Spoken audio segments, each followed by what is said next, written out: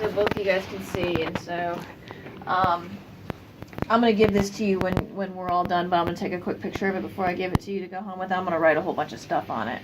But so this is basically my drawing of the inside of a woman's breast. So when we're looking at where these breast cancers come from, there's the lobules that make milk for breastfeeding, and then the ducts that take it from the lobule to the nipple.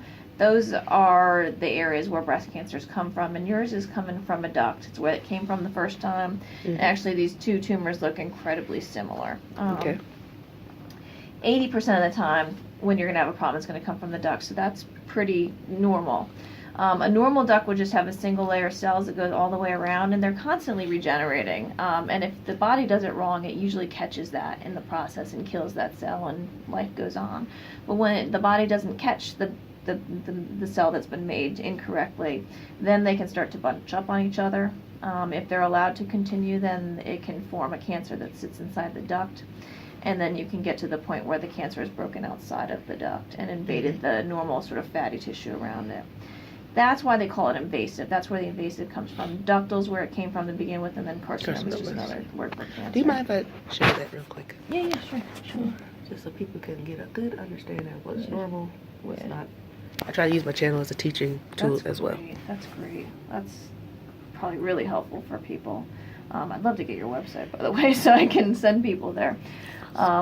So originally, the first time around last spring, when they took this out, it was 2.1 centimeters was where we started. And it looks like we're dealing with something that's about the same size this time around. Okay. But we don't really, when it's kind of happened right in the same spot, we don't do a whole lot of new staging. It was a stage 2 to begin with. We're kind of saying this is just a recurrent stage 2 breast cancer. So it would be considered recurrent stage 2. Yeah. Is it the same type? It's the exact same type. So it is triple negative? Yeah, it is. Okay. It is. So it looks pretty much like the same tumor back again, which is unusual for that to happen. But, if it does happen with these triple negatives, it usually does happen fairly quickly within the first 2 years. Yes. So when we're looking at what we're going to do about this, there's 3 things that we need to consider in terms of treatment. And then there's a few things that we need to consider in terms of how to work it up to make sure we're doing the right treatment. So, we always look at doing surgery for something like this, and chemotherapy, and potentially radiation, although I do not think that you're going to need any additional radiation. So I'm just going to cross that one off for now. But I do think you're seeing the radiation folks today. You're going to see Dr. Gupta. And this is the order we normally go in. This is the order we went the first time around. You did the surgery, then you did your chemo, then you did your radiation. There are definitely women who get some benefit from doing the whole body therapy up front, the chemotherapy up front. And I think purely for timing's sake, and to get all of our ducks in a row, we may be better served doing that with you this time around, by doing some short course of a new form of chemotherapy, and probably something that's got a platinum in it. So I'm just going to put this down here. We know that with triple negative breast cancers, there's things called cisplatin, carboplatin. They seem to work really well for triple negative breast cancers. There's a couple of other drugs that might be good for this as well. You're going to see Dr. Rita Hayes next Monday, correct? Is that right? Yes. Yeah. So we would want to get you started with something with her probably sooner rather than later. And then we'd look to do surgery. And I certainly think that the most effective thing is going to be the mastectomy with the reconstruction. The bummer is that because we've done the radiation there, you're probably going to need to use your own tissue to reconstruct a breast. Okay. I actually prefer to do that. Yeah. So it's a big surgery, and they only give us like one room once a week to do it, and we use the whole room for one person. So we'd be looking at not being able to get in to do the surgery until probably April. So April. Yeah. But so that's a lot of the reason that I'd prefer to do the chemotherapy up front. We could probably push something sooner if Dr. Rita Hayes thinks that that's a horrible idea, but I can't imagine she's going to think it's a horrible idea. Because there are a lot of other things that we need to know. So what Betsy was talking about in terms of other things that we need to look at doing, is we need to make sure this hasn't gone anywhere else in your body. Yes. When somebody has a local recurrence, we want to make sure that there's nothing else going on. And so a PET scan is the most effective way to make sure that the rest of the body is clear. So it kind of combines the benefits of the CAT scan and the bone scan all in one test. So that's something that we're going to get set up for you. The likelihood that you have something else in the body is pretty low, especially since you're not having any symptoms, but we need to check for sure. And then the other thing is the genetics, which you're doing today. So they didn't do any testing the first time around, correct? No, because Okay. my insurance wouldn't cover it. Okay. You have Blue Cross I didn't Blue have Shield? that at the time. Okay, all right, okay. So yeah, it'll definitely be covered this time around.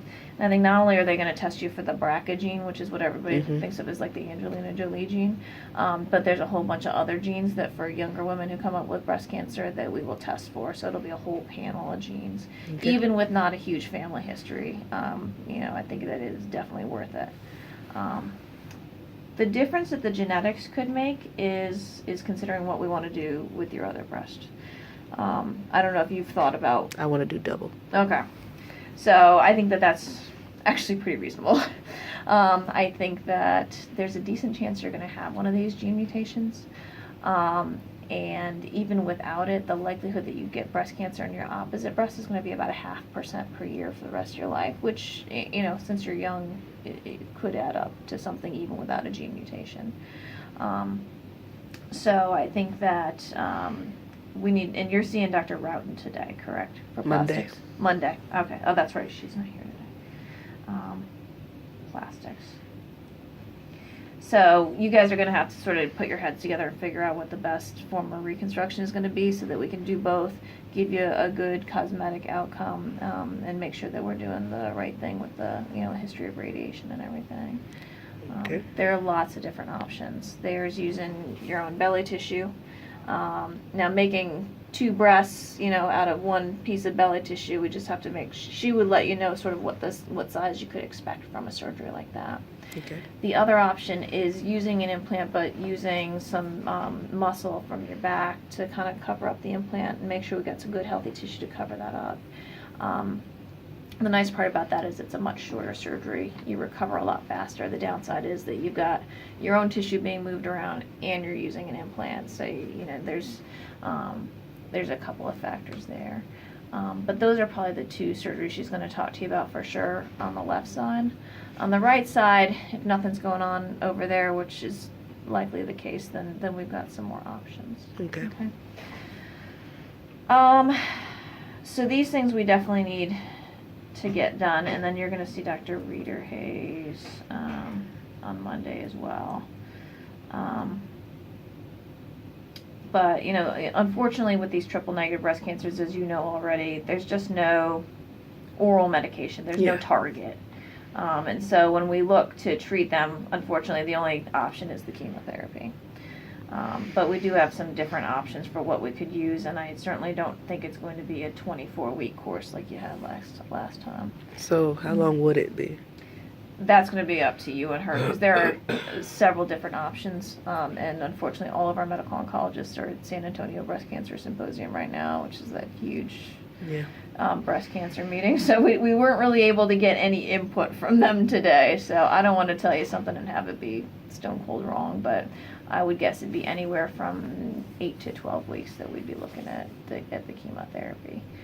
So 1/3 to 1/2 of the time the last time around. Yeah. Now, in terms of when we start, obviously I think when she sees you, she's probably going to want to have started yesterday. But, with the holidays coming up and everything, we can try to work around it so that you're not feeling too crummy for the holidays. I actually want to start then because earlier the better. Right, yeah. And you're a teacher, right? So you Yeah. probably got a little bit of time off so you can...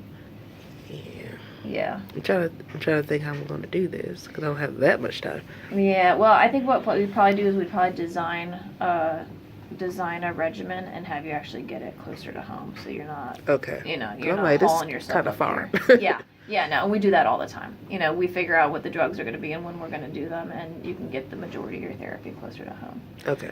And Dr. Manning was your doctor? Yes. Yeah, we work with him all the time, so he'd be very happy to help us out. Okay. Okay.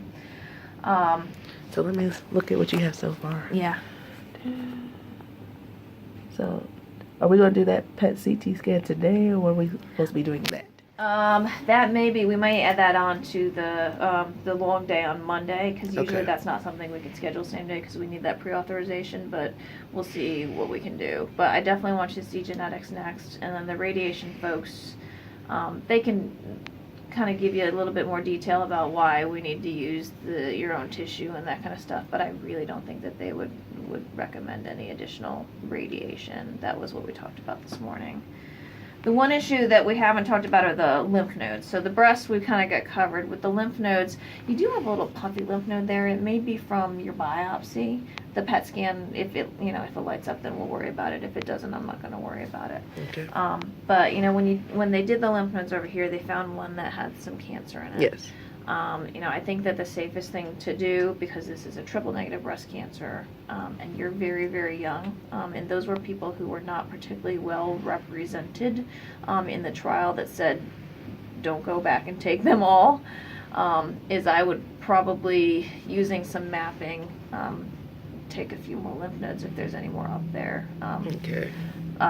What I do is I inject some blue, that blue dye that they injected? Yeah. I inject it in the arm before the surgery, and it reverses the mapping, so it actually shows me what lymphatics drain your arm, and I avoid those during surgery. It reduces the risk of lymphedema from about 30% down to about 6 to 10%. Okay, wonderful. Yeah. So we would do that, and I would be very judicious about trying to clean out that area to make sure that we don't have anything that's hiding, but also not to increase your risk of lymphedema. Okay. But that's something that when we have a final surgical plan, we can talk more about. But I think that, if you were me or you were my sister, that's exactly what I would recommend, is to just, to get that area clear. Because if you do get something that comes back in the lymph node area, then we're talking another round of chemo, and you don't want to do that. Yeah.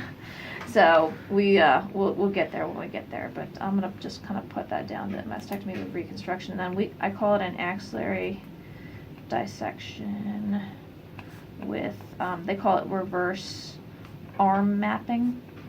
Okay.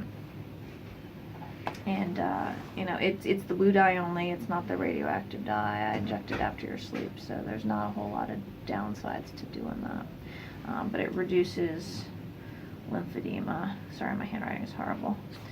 From 25 to about 6 to 10%. So huge benefit, very low risk.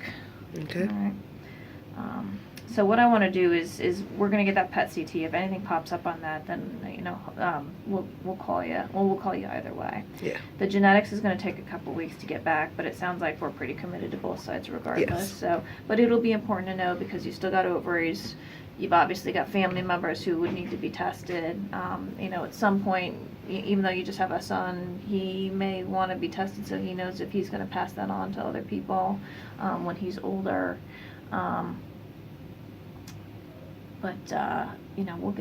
We'll go down that hole. Hopefully it doesn't come back positive and we don't have to worry about it. But if it does come back positive, then I'll get you with one of the gynecologists to talk about ovaries. Okay. Not that they necessarily have to come out, but we would want to watch you. Okay. Yeah. I have a question. Yeah. Genetic testing. Yeah. Okay, now you said family members. Now you're talking about like her son or whatever. But what about going back the other way? We would definitely go back the other way because it was it on your side where we had the family member who had breast cancer? Actually, Mm-hmm. my sister that had the breast cancer, we have the same father but not the same mother. Okay. But my mother had a mass that they found, but she was 91 years old. Oh, so, okay. All right. But it's still a possibility that it was something. right. Yeah. So Yeah, we just would certainly, wondering- we would look actually up, so Mhm. up to you and your generation. down to the generation next when they're ready to hear those results, which would be several years from now, and lateral too if you have cousins or sisters, you know, or even male Now, I relatives. may have cousins, because, like, Yeah. we don't really know, like, people don't always discuss all of their medical. But since Facebook came into being, I've seen some, and I found out some of my cousins have had different types of cancer. Yeah, and really the you know, the people who really get benefit from testing are not the ones who actually have cancer. They're the ones where we could potentially prevent the cancer. So pretty much anybody, and the genetics folks will go through this with you. If we find that you have a gene mutation, they will give you really good guidance as to who to contact to consider testing. Well, that's what I was thinking, because it may be there but dormant right now. Yeah, and that's exactly when you want to catch something. You know, so that's why we use the genetic counselors instead of just sending off the blood test, because they, you know, it's really important for them to be able to have that follow up with you guys. Okay. All right, well, let me do this. I'm gonna take a quick picture so I know we talked about. I'm gonna get the other folks to get in here and say hi, and then I am gonna wanna, One good shot, because I use this for myself too. So when I have to talk to doctors, I can always refer back. Yeah. Well, you're gonna get this as an original, and I don't know if you can just take a picture of it too. But Awesome. that's what I can take a picture of it and put it straight into Epic, which is our medical record system, so everybody can see it. Okay. All right. All right. This is Praying Sunny E, and I'm going to end this now. Bye.